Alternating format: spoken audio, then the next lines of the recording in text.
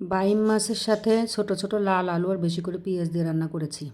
আসসালামু আলাইকুম, কেমন আছেন আপনারা সবাই? চলে আসলাম নতুন আরও একটা রান্নার ভিডিও নিয়ে। বাইম মাছটা আমার বরাবরই অনেক ভালো লাগে, মানে এই মাছটা ছোট মাছের মধ্যে একটা মজাদার মাছ। একটু ভালো করে রান্না করতে পারলেই মাছটা দিয়ে পেট ভরে ভাত খাওয়া যায়। মাছ বসানোর জন্য চুলায় একটু কড়াই নিয়ে কড়াইতে পরিমাণ মতো তেল দিয়ে পেঁয়াজ কুচি কিছু লাল করে ভেজে নিলাম।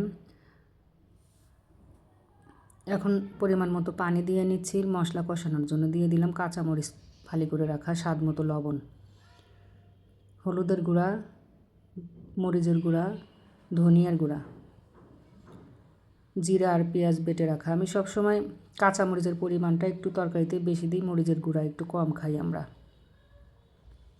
সব মশলা দেওয়া হয়ে গেলে নেড়ে চেড়ে ঢেকে দিয়ে কিছুক্ষণ মশলাটা কষিয়ে নেব, সাথে টমেটো দিয়ে।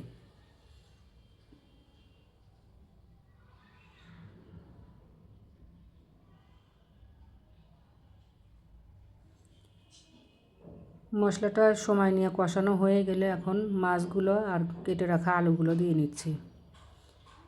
আমি আগেও অনেক ভিডিওতেই বলেছি, লাল আলুগুলো আমার কাছে অনেক বেশি খেতে ভালো লাগে। এই লাল আলুর স্বাদের কথা বলে শেষ করতে পারবো না। সবাই খাই হয়তো আমরা, কিন্তু আমার কাছে অনেক বেশি লাল আলুটা ভালো লাগে। মাছ আর আলু একসাথে অনেকক্ষণ সময় নিয়ে কষিয়ে নিয়েছি। এখন ঝোলের জন্য পরিমাণ মতো পানি দিয়ে নিলাম, আর ঝোলের উপরে দিয়ে নেব বড় বড় মোটা মোটা করে কেটে রাখা পেঁয়াজ। এই পেঁয়াজটা আমি আগে দিলাম না, এই কারণে যাতে পেঁয়াজটা একটু ক্রাঞ্চি ক্রাঞ্চি থাকে, মানে গলে না যায়।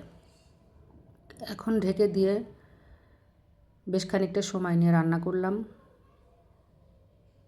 আর রান্নাটা যখন একদম হয়ে আসবে তার আগ দিয়ে ফোড়ানি বাটা দিয়ে নেব। এই ফোড়ানি বাটাটা আমি আর একটা তরকারির জন্য বেটে নিয়েছিলাম, মানে একসাথে বেশি করে বেটে নিয়েছিলাম, সেটাই ব্যবহার করলাম।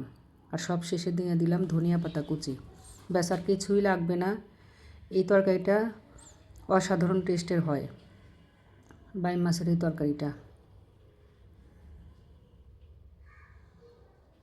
হয়ে গেল আমার খুবই মজাদার ছোটো লাল আলু দিয়ে বেশি করে পেঁয়াজ দিয়ে বাইম মাছের তরকারি।